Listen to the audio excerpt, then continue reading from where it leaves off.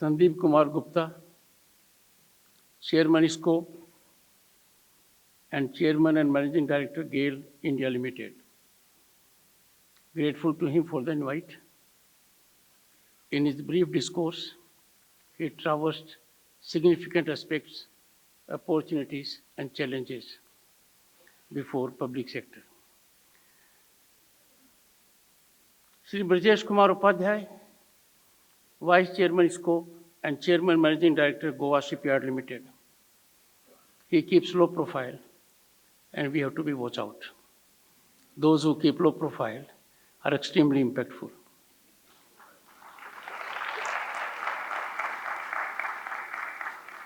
He has a tough agenda on the hand for the nation along with his peers, and I'm sure things will take proper shape.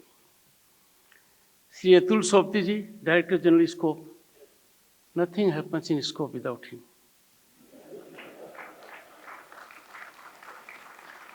And if he is one who is drawn from public sector, well, Sandeep can speak more about it. The challenges he faces from the Director General. Fortunately, both of them are in sync with each other. Fortunate for all of us. Officials of PSCs, ministry and departments, distinguished audience. I must start with a disclaimer. I am regarded by legal fraternity and people who know me well as a public sector fanatic. I believe in public sector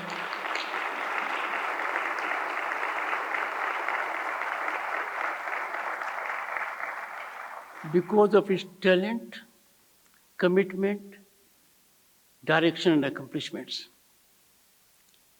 And the one who introduced me into public sector is here, Shri Sushil Rungta, former Chairman SAIL. He gets the best out of his professionals while keeping them in good mood. I have known it, I have seen it. I had the good fortune when Brazilian giant Vale had coal mines in Australia and declined to make available coal to SAIL. The contract was $94 per ton. He was made to buy at $303 per ton. He couldn't digest it, took to a course which was unusual then. We went for international commercial arbitration. He sought my legal assistance as also of others.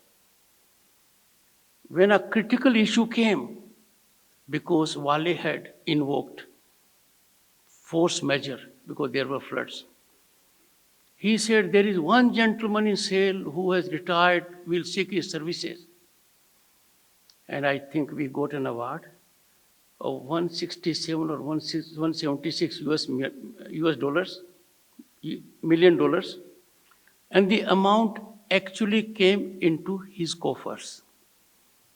That speaks volumes because the success of that arbitration was on account of spinal strength of SAIL human resource. They did everything which no other organization could do. My second premise for accepting the invite, I would have otherwise also accepted, but I accepted it with a sense of very great satisfaction. Your jury is headed by one of the finest men of Indian judiciary, Justice Tirth Singh Thakur.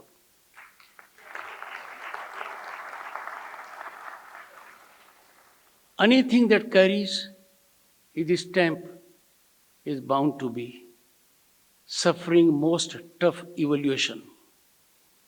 He is guided only by one aspect, and that is merit. He is guided by another aspect also, but that is also merit.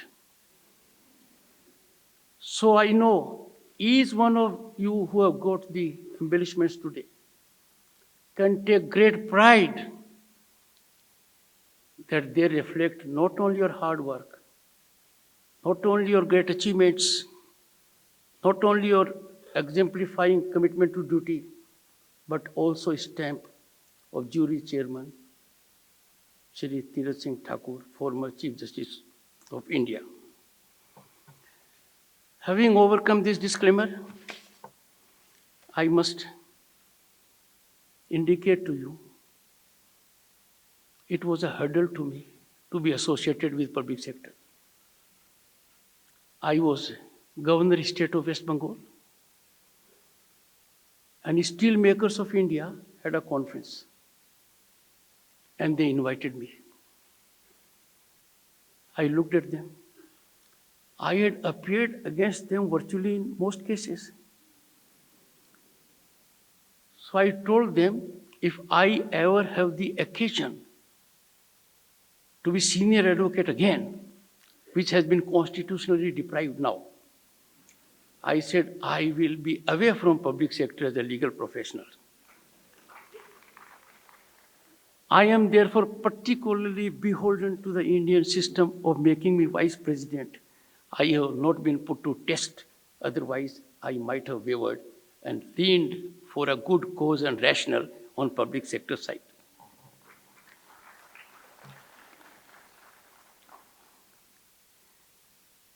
Public sector, I wouldn't go into other aspects, you know it all. If I were to indicate that we have so many accomplishments, so much contribution to GDP, all that, well, in a very sound presentation, this has already been done. Public sector is our pride. Public sector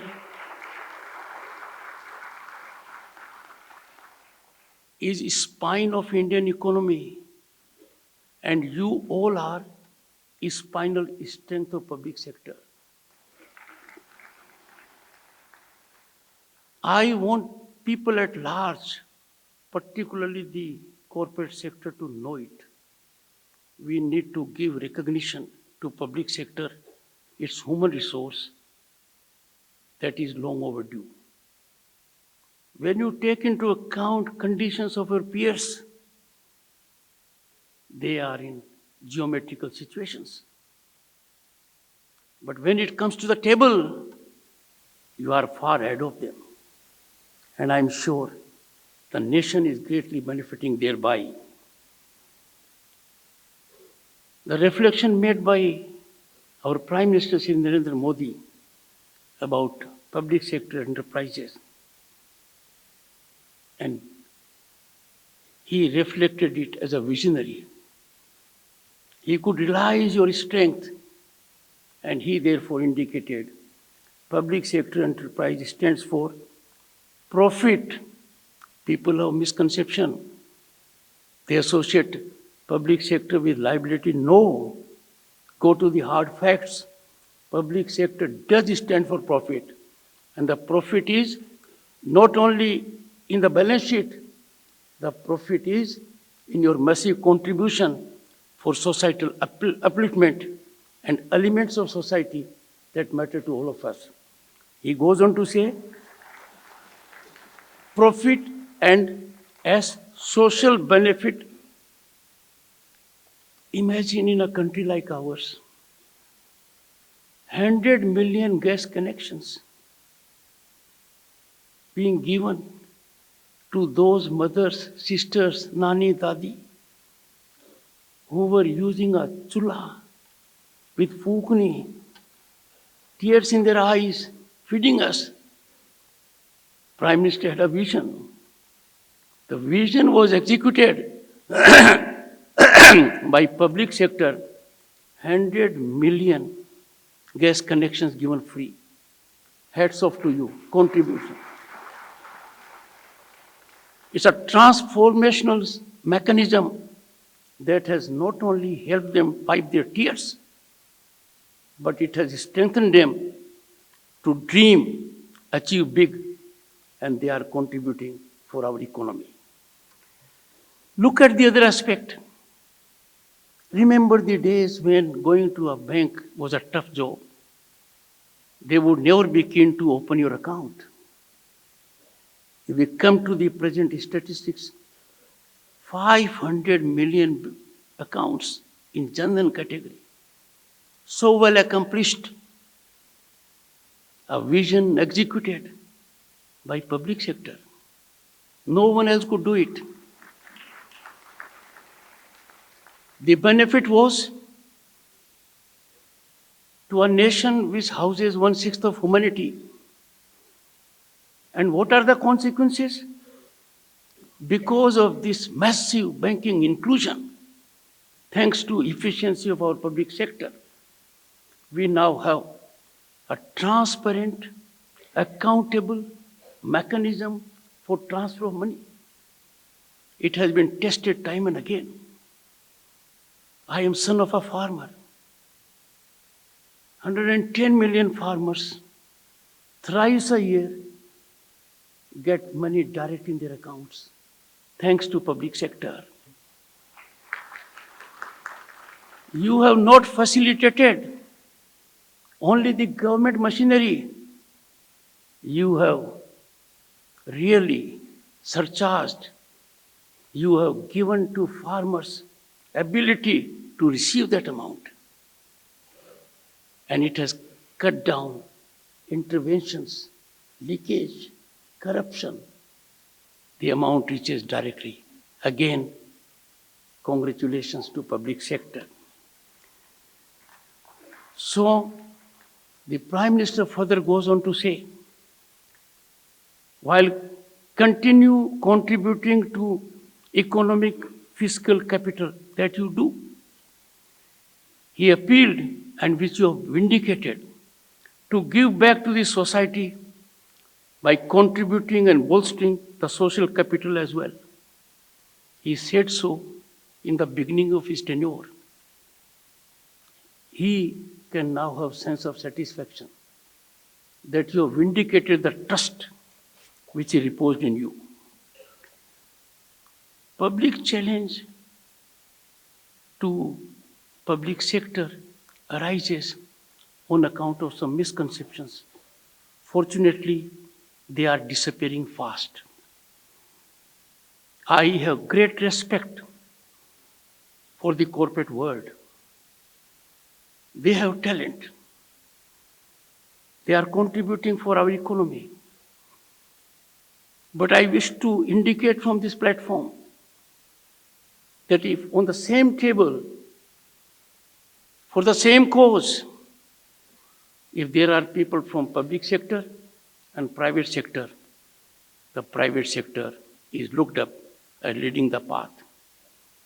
I don't have to go far. You can look to metal industry, you will know about it. And therefore, I have always been saying that rich human resource of public sector is to be further exploited, because we are living now in times that are dynamic and fast changing. We have to live with disruptive, futuristic technologies. Those technologies will guide our path. They have entered our office, our home. We have to ensure these technologies unleash their power for positivity. And for that, public sector will have to engage in securing research and development. Fortunately, Government of India has taken initiatives and is in the league of nations. The number is not in double digit. When we talk of quantum computing, we have thought of it well in time. There is a quantum commission, allocation of 6,000 crores. We have to go ahead. If we come to green hydrogen mission, look at the potential it has. Already 19,000 crores have been committed to this mission. By one estimate, by 2030, there would be about 8-9 lakh jobs and 6 lakh crore investments. These are the areas where public sector should take initiative. I would go further. Research and development in the world has been catalyzed by the corporate, by the industry. Research and development will define how strong a nation will be, how secure as a nation we will be.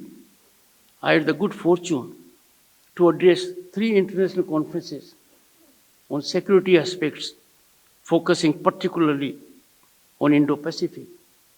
Wars will no longer be fought in conventional manner. They will be technology driven. Public sector has always risen to the call of the nation. Whenever there was need for the nation to get a healing touch, public sector has come forward and then repaired its balance sheet also. Something unique which is not shared by the corporate world. Therefore, please handhold institutions.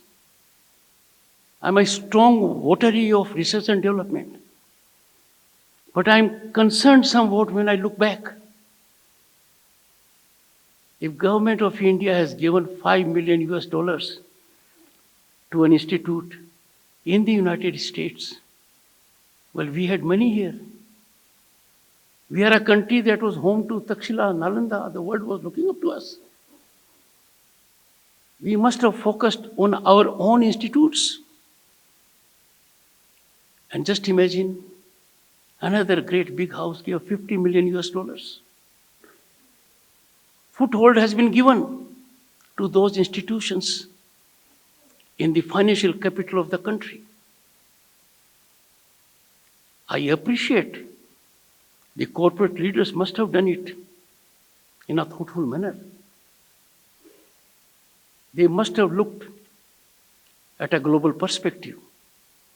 But when we have the potential, that potential needs to be exploited. We never had an ecosystem which is available to us now. No one knows better than public sector that there was a time when power corridors were infested with lies and agents. Extra legal mechanism was there to leverage decision making. Nothing could work without corruption being its mode. Those power corridors now stand fully sanitized. Transparency and accountability are the new norm. And these aspects matter to you because they allow the public sector to have good play in the joints and play without their hands and feet tied down. Let me narrate to you when the Honorable Finance Minister was making an address in the last session, and she used the term phone banking. I intervened and wanted to know from the Honorable Finance Minister. I know the literal meaning of phone banking, and phone banking as such is a good term. But the way she was reflecting was worrisome. So I requested the Honorable Finance Minister, please enlighten me. What do you mean by phone banking? And that phone banking was, pick up a phone, tell the banking heads, give this much amount. By that you tie down that bank, hands and feet, and then want it to perform. Gone are those days now. Those pernicious tendencies of which public sector was victim, they never originated in public sector. Public sector could not perform on occasions because the governance was not of the kind which it should be. We now have a governance mechanism for every industry, public or private, to perform because transparency, accountability are the new fulcrum of it. Look at the other way around. There is an ecosystem now in place where every young man, every boy and girl in the country can fully exploit his or her potential, expand energy, realize dreams and aspirations. The government is in affirmative mode, has created immensely impactful mechanism that is empowering the people, that will empower the public sector as well. I know for sure patronage is not a word in public sector. Public sector on its own has never believed in patronage. It has performed objectively. There has been some kind of incursion in their governance domain by the authorities at one point of time, where they were directed and they were helpless. Now, there is no such constraint. You can perform, you are performing, you have to outperform no sector but yourself. And that is why in Amrit Kal, firm foundations have been laid for what our Bharat will be at 2047. And Bharat at 2047 will be a developed nation and a world leader. Let me take you to another aspect. Empowerment does not come with knee-jerk reactions. Empowerment comes with bold decisions. And the bold decision was half of humanity, women, they have to participate in governance. They have to have constitutionally structured mechanism that they will participate. This eluded us for 3 decades. Efforts were made. I don't doubt the efforts, but success eluded us. But a great event happened in September 2023.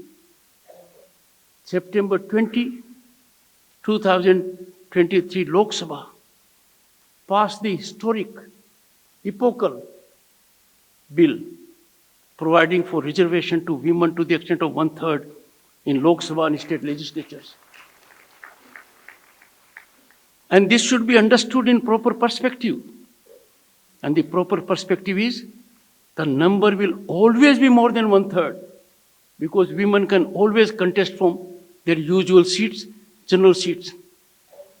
This reservation has a great societal element. It is horizontal, it is vertical, which means scheduled caste women, scheduled tribe women. For these 2 categories, there is already a reservation in parliament and legislatures. But 1/3 of that category will be women. Imagine by end of this decade, what will be shape of our parliament? More than 1/3 will be women. That's a great accomplishment. The entire world has acknowledged it. But I appeal to you, people before me are not ordinary people. You have a track record of success. You are gifted with sharp intellect. You are discerning minds. Can this be effected in 2024? There will have to be delimitation. So greatest threat comes to us from informed minds. There is a gentleman. He held high positions. You regard him well because he happened to be finance minister of the country. Had a long parliamentary career. And comes out with a thought immediately. Why not now? If informed mind, sensible mind, whom we regard well, trades on ignorance of the people, it is antithetical to morality, ethics, and injustice to the nation. We had in the world of finance, someone had his workstation outside this country, came to this country as chief economic advisor, was lucky to be RBI governor, could not get a second term, tried for it as I go for by public domain inputs, and then says 2 things. They hurt me. I can't digest those 2 things. One, India's rise will not be more than 5%. It was 7.6%. Why silence by him? And the second was awful, ignoble, totally unjustifiable. What will happen कि Bharat super power बनेगा तो क्या करेगा और उनको परेशान करना है. मतलब ये बात ट्विटर पर कह देना कि क्यों बनना चाहते हो सुपर पावर, किसको परेशान करना चाहते हो. He betrays ignorance about 5,000 years of civilizational ethos. This country किसी को परेशान नहीं किया है. This country has never believed in expansion. Our Prime Minister is on record when the world is facing conflagrations. This is not an era of expansion. War is no solution. Diplomacy and dialogue are essential. I therefore appeal to all of you. हम भारतीय हैं, भारतीयता हमारी पहचान है, हम महान देश के नागरिक हैं. हमने वो देख रहे हैं अकल्पनीय, अप्रत्याशित विकास जिसका कभी सोचा नहीं था. I was elected to Parliament in 1989. I had the good fortune to be member of Council of Ministers. And what I saw, our gold had to be taken in physical form by an aircraft to two banks of Switzerland to save our financial credibility. Our foreign exchange was fluctuating around $1 billion then. Look at where we are now. I therefore appeal to you. You are leaders in one form or the other. Those who are before me and those who are accessing this program, they are influencers. Your word will count. Time has come when, as Indians, we must believe in economic nationalism. Our country is being bled because of imports of items that we can make here. We are not respecting be vocal for local. Being vocal for local, as indicated by the Prime Minister, is encapsulating a sense of economic nationalism. हम क्या import कर रहे हैं? दिए, candle, carpet, curtain, furniture. Should we be doing that? When we import these items, there is a 2-point impact. One, जो यहाँ बना सकता है, उसके हाथ से हम काम छीन रहे हैं. जो एंटरप्रेन्योर बन सकता है, उसको हम धक्का दे रहे हैं. आवश्यकता नहीं है. I am sure if each one here takes it upon himself or herself to generate this vibe of economic nationalism, it will have exponential impact. Second, and which is more critical to you, the people here, can we suffer our raw material being exported outside? Go to some of the ports, and iron ore is going in shiploads. Can't we add value to that iron ore? I know those dealing in iron ore are doing it for profit. But we cannot sacrifice economic nationalism on the plank of fiscal gain. We have capacity to add value to our raw material. Some countries in the world have taken it upon themselves that their raw material will not leave its shores unless value is added. We must do it. We are importing certain items. We must have a think tank that analyzes very carefully how to ensure we don't import those items. That mechanism has to be there. I am indicating to you, this is an important forum. I interacted with trade leaders, industry leaders, business leaders in organized manner. I said, if you have a point, You want that point to be addressed by governance?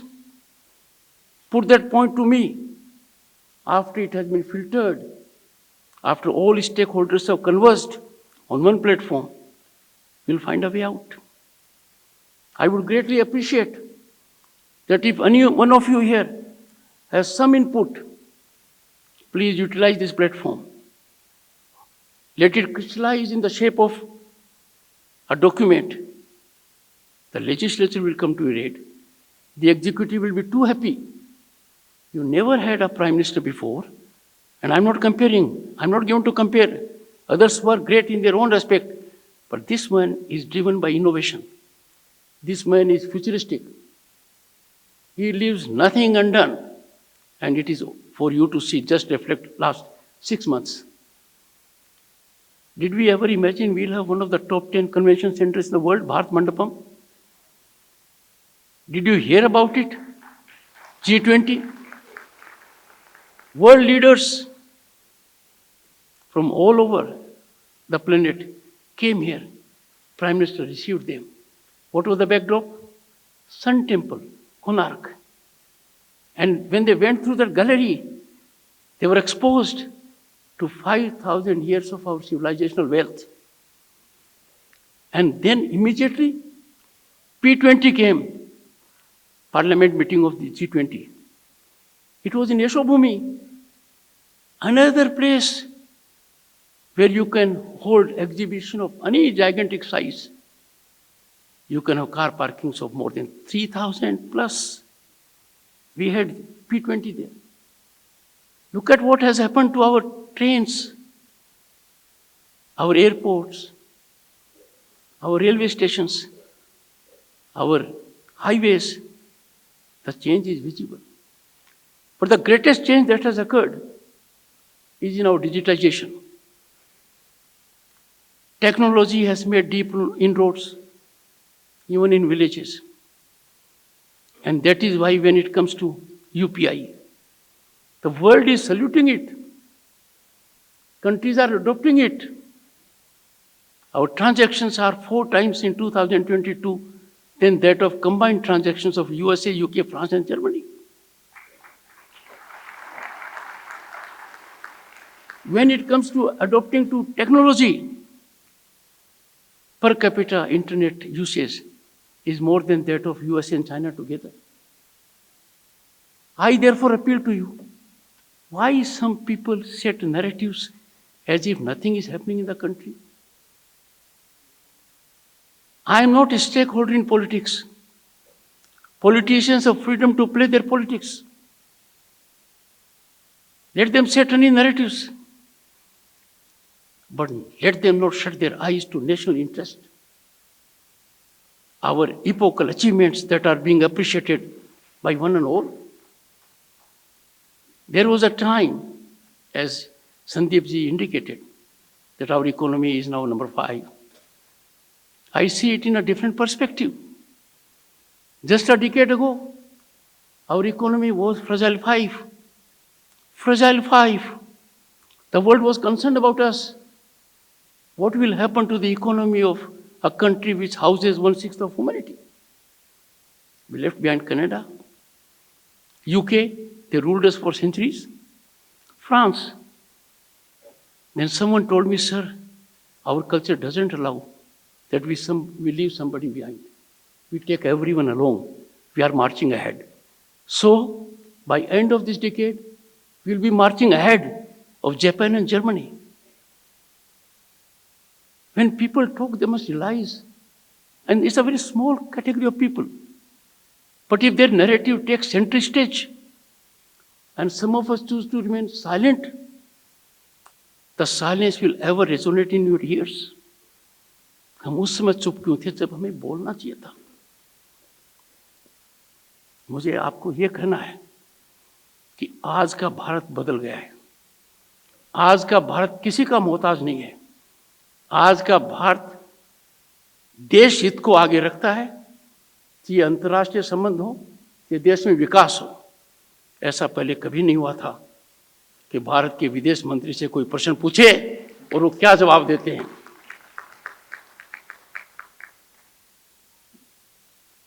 मैं आपसे अनुरोध करूंगा, public sector की बहुत capacity है. You have something which no one else can do. Nalanda, Takshashila, ये आप create कर सकते हो. आपका ह्यूमन रिसोर्स बहुत ज़्यादा है. Well, I may have taken a little more time, which I should not have, but normally lawyers never end their arguments unless the judge indicates something favorable is coming. Yes, this slight cheers me, motivates me. There was an occasion, and I'm pained, public sector sometimes is regarded as a punching bag. They associate inefficiency with public sector. How wrong they are. We have to do something about it. In me you can look up as your soldier. It is not inefficient, it is most efficient. It is not a category which doesn't look to balance sheet. It does. The balance sheet is brilliant, but it has another balance sheet which normally others do not have. And that is, they give so much to the society which you cannot imagine.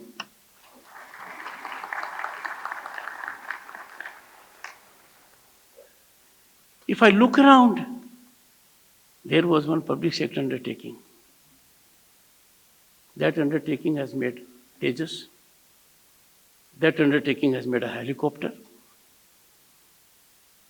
Its job card is full. It will have to do much to discharge that obligation. A narrative was set afloat. इनसे काम छीन लिया. इनके पास अब क्या काम होगा? Ignorance is no longer a bliss. My appeal to you. We have been saying for long, ignorance is a bliss. No, ignorance is not a bliss, and sky is not the limit for Bharat. वो कहते हैं ना कि sky is the limit. Sky is not the limit.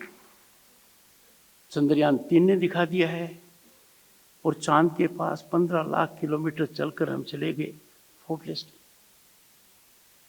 किसने सोचा था कि इसरो किन के रॉकेट आसमान में रखेगा? यूएसए का, यूके का, सिंगापुर का.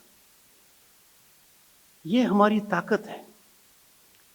ये बातें मैं इसलिए कह रहा हूं कि यदि कोई रास्ता दिखाएगा डिसरप्टिव टेक्नोलॉजीज को अफर्मेटिवली यूज करने का, वो आप में से आएगा. इफेक्टिवली आएगा, इंपैक्टफुली आएगा. वरना ये टेक्नोलॉजी समाज को ध्वस्त कर देंगी. डीप फेक पर हम चिंतित हैं क्योंकि एक व्यक्ति को प्रभाव डालती है. But this technology has menacing power to ruin security. And we are in the lead nations. This country, our Bharat, will no longer look for technological guidance or input from elsewhere. We'll be sharing it with the world. As we shared during COVID, we were battling COVID, a tough job. 100 देशों को Covaxin मैत्री में vaccine दिया. उनके नेता जब मिलते हैं, कहते हैं भारत ने हमारी तब मदद की जब लोग अपनी मदद करने में लगे हुए हैं. I'll conclude by making one statement. No country in the world has made available co-vaccine certificate electronically on your mobile as India has done.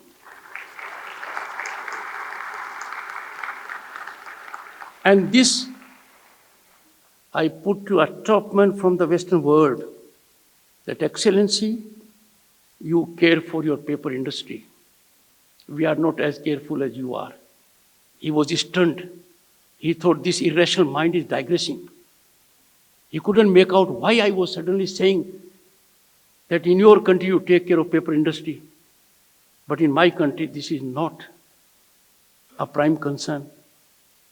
With inquisitiveness on his face, he asked me, how come you say that? I said, 2002 200 million certificates. Everyone has to. We could have used how much paper? And if the paper was to be used several times, it would have been billions. Not a single paper has been used in my country for co-vaccine certificate, all electronic. So paper industry has taken a hit. Now people, if you tell someone you are from India, if you tell someone your passport is Indian, he remembers only two things. In present times, amongst global economies of their size, India's rise is at number 1. And number 2, world bodies like International Monetary Fund with confidence say India is a favorite destination of investment and opportunity. Let us make most of it. History is being created in Amrit Kaal thanks to the labor, effort, and contribution of every Indian supporting visionary leadership that thinks big, executes fast, and brings about development for one and all. Jai Hind, Jai Bharat.